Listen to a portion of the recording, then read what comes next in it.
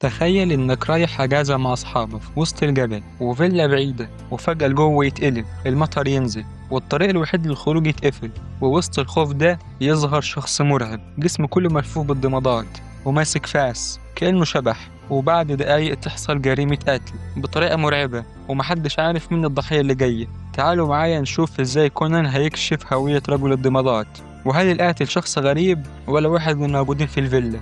جاهزين؟ يلا بينا.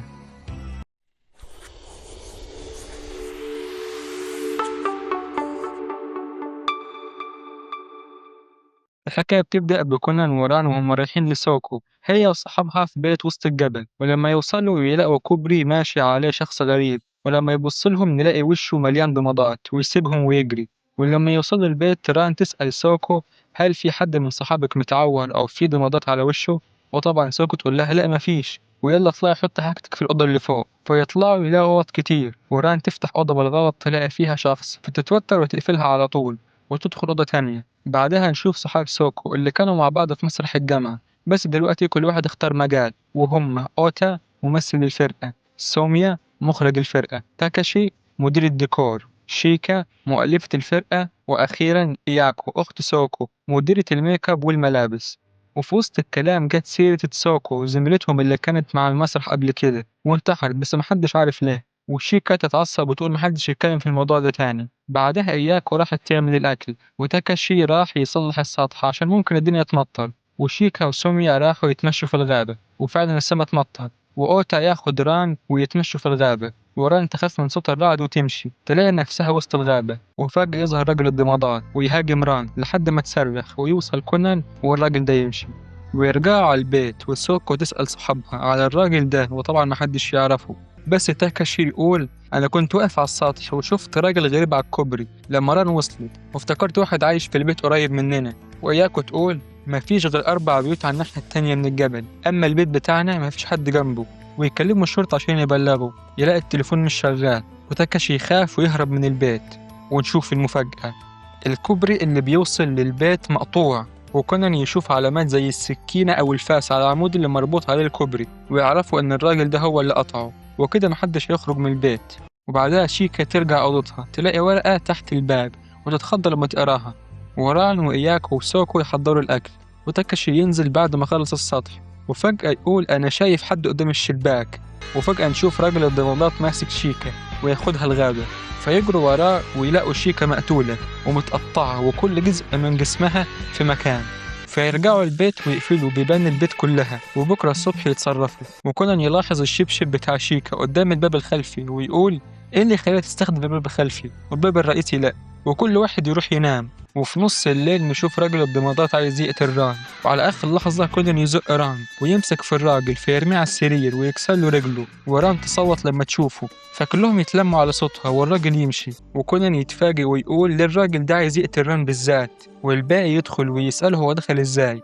فيلاقوا حتة من الإزاز مقصوصة جنب القفل، ويشوفوا شجرة جنب البلكونة، فيقولوا أكيد جه من بره، طلع الشجرة ودخل الأوضة. وكونان يقول لأ، لو كان دخل من بره كان هيبقى مبلول ومطين، وده معناه إن الراجل ده من جوه البيت. وبعدها ينزلوا تحت وكونان يشوف الشال بتاع شيكا، وإياكو تقول له بعد ما خرجت لقيت الشال بتاعها واقع قدام الباب الرئيسي بتاع البيت. وكونان يقول إيه اللي جاب الشال بتاع شيكا جوه البيت، مش المفروض يكون في الغابة؟ ويسأل إياكو يقول لها ما لاحظتش أي حاجة غريبة في شيكا قبل ما تموت؟ وتقول له هي كانت رايحة تنام ولقيت ورقة تحت الباب واتخضت لما قريتها. وكونان يقول يبقى الراجل ده استدرجها لبره بالرسالة دي، وده يفسر وجود شبشبها في الباب الخلفي، يبقى كده أكيد القاتل موجود معنا في البيت. بس إيه اللي يخليه مركز مع ران أوي كده؟ وفجأة النور يقطع ويسمعوا صوت حاجة بتتكسر، ولما النور يرجع يلاقوا الشباك مكسور، وكلهم قالوا راجل الضمادات عمل كده عشان يدخل البيت. وكونان يلاحظ حاجة غريبة ويقول لأ، قفل الشباك أصلا مفتوح، فلو عايز يخش ما كانش كسر الشباك، يبقى في حد من جوه البيت خرج بره وكسر الشباك عشان يبان ان في حد دخل من بره. وكونان يتأكد اكتر واكتر ان اللي عمل كده واحد من جوه البيت مش من بره، ويشوف خدوش غريبة على سور البلكونة. واخيرا كونان يربط الاحداث مع بعض ويعرف مين راجل الضمادات، ويخدر سوكو عشان يحل القضية. ويقول لما راجل الضمادات هاجم ران في الأوضة كان نضيف ومش مبلول، مع ان الدنيا كانت مطر عشان هو اصلا جه من جوه البيت، يعني القاتل موجود وسطنا دلوقتي في البيت. صح ولا لأ يا تاكاشي؟ وطبعا تاكاشي ينكر ويقول أنا هعمل كده إزاي؟ وكل الشبابيك قافلينها سوا مع بعض، وكمان أنا كنت معاكم لما ظهر رجل الضمادات قدام الشباك. وكونان يقول له أنت دخلت أوضة شيكا وخرجت من البلكونة بتاعتها ودخلت منها على أوضة ران، أما ظهور الرجل قدام الشباك دي حاجة سهلة عليك بما إنك بتاع ديكور، فمش صعب عليك يعني وأنت شغال على السطح تعمل عروسة شبه الراجل ده وتربطها في الشباك وتنزلها بشيكة وتعديها قدام الشباك، والدليل علامات الحبل اللي استخدمته عشان تحرك العروسة. وتاكاشي يقول له افترض ان انا عملت كده، ازاي هنقل الجثة من البيت للغابة وانا كنت معاكم طول الوقت؟ وكولان يقول له ومين قال ان الجثة كانت في البيت؟ انت مش فاكر ان الجثة كانت متقطعة؟ اللي ظاهر قدامنا كان الراس بس وباقي الجسم كان في الغابة، ولما خرجنا خبيت الراس في هدومك ورميتها في الغابة، بس ما خدتش بالك ان الشال اللي كان على رقبتها وقع قدام الباب الرئيسي لما خرجت. وسيبني اسألك سؤال مهم، انت فعلا تخين يا تاكاشي؟ وتاكاشي سمع السؤال ده واتصدم، معرفش يجاوب أو يتكلم. وكونان يقول له كان في سؤال محيرني طول ما الشخص ده بيظهر، ليه مصر على قتل ران كل مرة؟ وده عرفته لما افتكرت ران وهي بتفتح الباب على حد، والحد ده كان انت يا تاكاشي، وشافت شكل جسمك الحقيقي اللي شبه جسم راجل الضمادات طبق الأصل، عشان كده كنت عايز تقتلها. وتاكاشي يسمع كلام كونان وهو منهار، وأخيرا يعترف بكل اللي عمله، هو اللي قتل شيكا وقطع الكوبري وكتب الرسالة، ويكشف عن جسمه واللبس اللي كان لابسه تحت الهدوم، ويعترف إن هو راجل الضمادات. ونعرف هو عمل كده ليه. صاحبتهم اللي انتحرت كان نفسها تبقى مؤلفة مشهورة، وبالفعل كتبت رواية اسمها قلعة باللون السماء، لكن شيكا سرقتها وحولتها لفيلم اسمه القلعة الزرقاء، وبقت مؤلفة مشهورة وكمان كرموها في الكلية.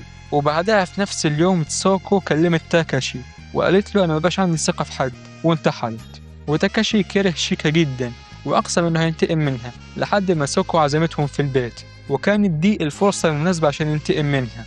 وبكده يكون المجرم اعترف بجريمته وكونان حل القضية، وكده نكون وصلنا لنهاية واحدة من أكتر قضايا المحقق كونان رعب وغموض، قضية بتفكرنا إن المظاهر ممكن تخدعنا، وإن أكتر شخص مش لازم يكون هو اللي شكله مرعب، ساعات الحقيقة بتكون مستخبية في المكان اللي عمرنا ما نتوقعه.